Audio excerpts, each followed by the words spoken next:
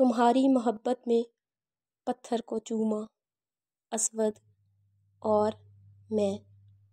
یہ 25 فروری 2019 بروز پیر مغرب کے بعد کا وقت تھا۔ آج 3 دن گزر گئے تھے میری آنکھوں کو یہ منظر دیکھتے ہوئے۔ لوگ صفوں کو توڑتے اور والہانہ اس کی طرف دوڑتے۔ میرا بھی جی چاہتا تھا کہ پلک جھپکے اور میں لپٹ جاؤں اس سے، لیکن سنا تھا عورتیں اگر اس کی طرف جانا چاہیں تو ان کا پردہ اور جان دونوں خطرے میں ہوتے ہیں۔ میں دور کسی کونے میں بیٹھے لوگوں کا ہجوم اس کی طرف بڑھتے ہوئے دیکھ کر گھبرا رہی تھی، لیکن شوق دیدار بھی عروج پہ تھا۔ آخر کار دعا کے لیے ہاتھ اٹھائے، اے رب ذوالجلال میری مدد فرما۔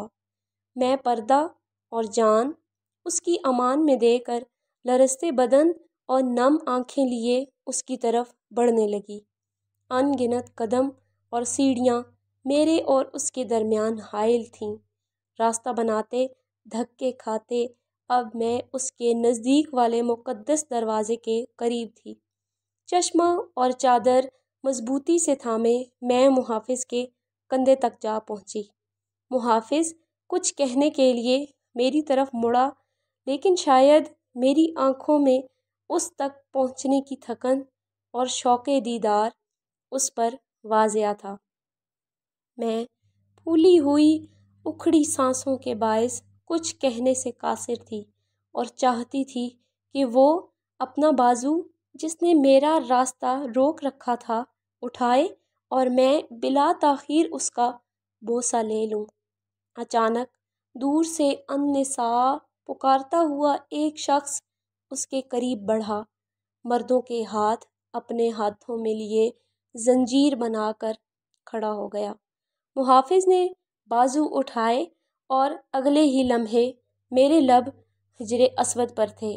میری نظریں اس پر لب اقدس صلی اللہ علیہ وآلہ وسلم کے اس بوسے کے نشان ڈھونڈ رہی تھیں جن کی محبت میں نے سیاہ رنگ کے اس پتھر کا بوسہ لیا، لیکن جس کا سایہ نہ ہو اس کا ثانی کہاں؟ چاروں قبائل کے سرداروں کا چادر پکڑنا اور سرور کونین صلی اللہ علیہ وآلہ وسلم کا اسے نصب کر کے بوسہ دینے کے منظر کے باعث میری آنکھوں میں اشکوں کا سمندر امڈ آیا۔ میرے دل نے چپکے سے میرے کان میں کہا، ضبط اے دیدہ تر، سنگ مقدس ہی سہی، سنگ کٹ جاتا ہے پانی کی جہاں دھار گرے۔ میں حجر اسود سے دور ہوتے ہوئے مڑ مڑ کر دیکھ رہی تھی اور ہاتھوں کی زنجیر سے بنے واپسی کے راستے پہ اس سوال کا جواب ڈھونڈ رہی تھی کہ ہم سرور کونین صلی اللہ علیہ وآلہ وسلم کی محبت میں سیاہ رنگ کے جنت سے آئے ہوئے پتھر کو چومنے کے لیے زندگی داؤ پر لگا دیتے ہیں تو ان کے سیاہ رنگ کے کسی بھی چاہنے والے انسان کو نہ زندگی میں جگہ دیتے ہیں نہ دل میں۔ کیوں؟